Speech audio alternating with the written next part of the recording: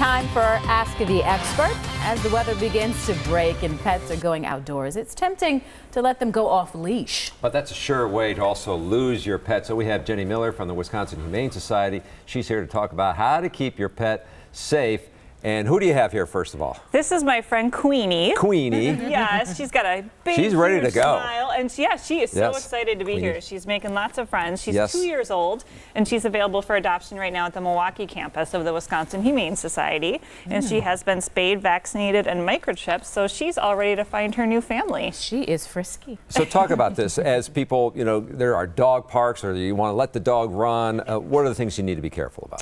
Well, the best way to make sure that you are have your pet safe is be preventative on the front end. So before you take your dog to a dog park or let them run around or take them on a walk, make sure they're microchipped and that they have the proper tags and identification. Is that a pretty simple process? Yeah, it's very easy. The microchip Painful? is no, it's just like a little shot, almost like a vaccination. It's about the size of a grain of rice. It's injected right between their shoulder blades, so it's just like they're getting a regular shot. And we do offer those at our monthly vaccination clinics for $25. Most vets will also do that too.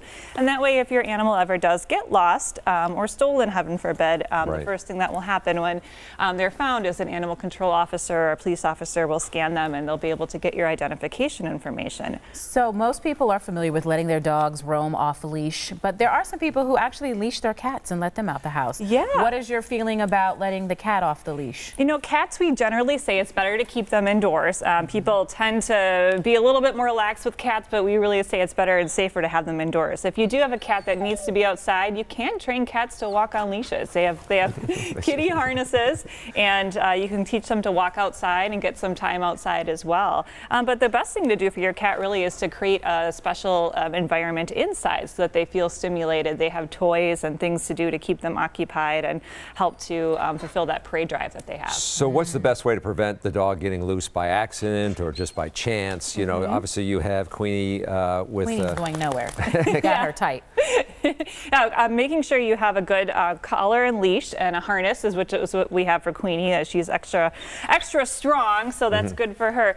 But also making sure you don't leave them unattended. So even if you have a fenced-in backyard, some people think, I'll let my dog out. The yard's fenced in, and dogs can be very clever, and they can dig holes or find that loose board in the fence. And so just always make sure that you're supervising your dog, and that's the best way to keep them safe. And I guess the most important thing from this whole segment is to make sure your dog or cat is microchipped. Yes, so if they should get away, there's a way for people to And we've seen remarkable stories about dogs that have gone a great distance, and because they were found, the chip there brought them back to their owners. So well worth it. It is. All right, have a question for our experts, email them at asktheexpert@todaystmj4.com. You can also leave a voicemail. The number is right there on your screen.